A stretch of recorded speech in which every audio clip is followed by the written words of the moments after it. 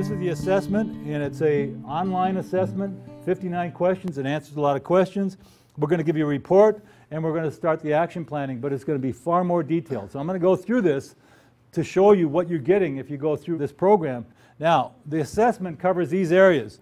Basically, it's broken into two things: organizational strategy and culture. And within that, we have 8 key components, 4 in strategy and 4 in culture. So when we go through this, we're taking a very detailed look at your company. This comes from an organization called Virtual CEO. They've been in business since 1995. The authors have written 2 books, one called Strategic Principles and the other one called Mastering Strategy. And this is the outcome of it. So what does this produce? So let's take a look at it. First thing you get is a report card. And the report card has a number of components on it. This gives you your average score. And you're probably saying, compared to what?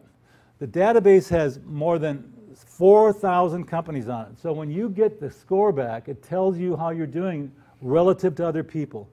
And one of the challenges that small businesses have, we get really insular and start working only inside. And if you work only inside your business, you lose perspective.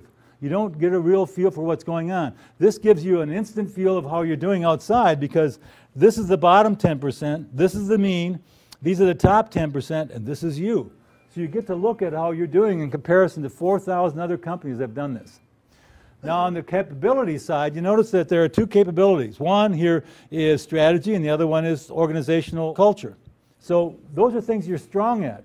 But I think ultimately what we're trying to help you with is that if you don't understand your strengths and fully utilize them and then are hung up by your weaknesses, compliance is an example, you'll spend 80% of your time doing things that only produce 20% of the results. So the purpose of this is to show you where your weaknesses are. And so there on the right, as you can see, and those are constraints, both in strategy and culture. That's your report card. So where do we go from here? This is the fun part. I mean, these guys put a lot of time into this, and this is what's called Quad Red. So as you look at this here, from the bottom to the top is a score. So in other words, people scored on the basis of strongly disagree to strongly agree, a 6-point Likert scale. So this means that, you know, the top here was this one, mission, and the bottom was probably down here. It looks like competitive advantage, an analysis.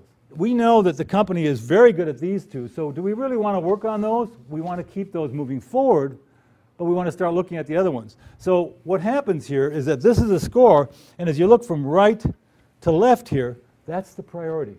So when you take the analysis, you not only score it, but you say, what are the most significant priorities for our business? And so I get, as an example, I would get your input. But my goal is to get the staff input, and it's also to get the employee input. Why is that important? We know everybody's on the same page. And we did this with you guys last year.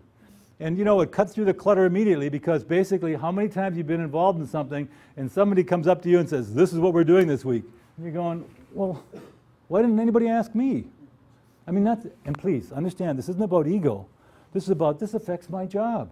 This really changes everything I'm doing, and nobody bothered to ask me. And then you get into this, whatever you say, boss. What have you done with the person's brain? Everybody go with me.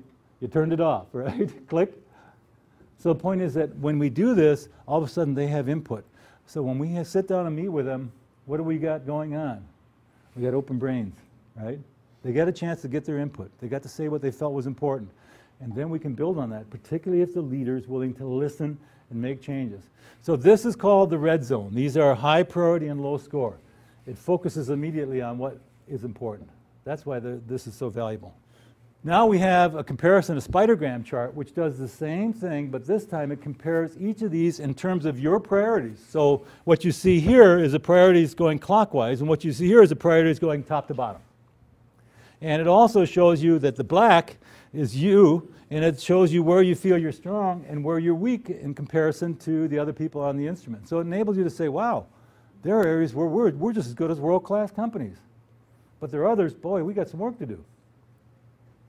When we go into the company, we actually bring out the questions and we actually distribute the details, and we say, look, if this question here is here on how you have better customer service, now we create an action item around that. We find out resources, we look at action items, we establish due dates, we establish champions, and now you got an action plan.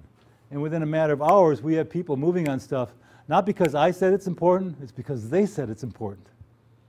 That's the joy of this.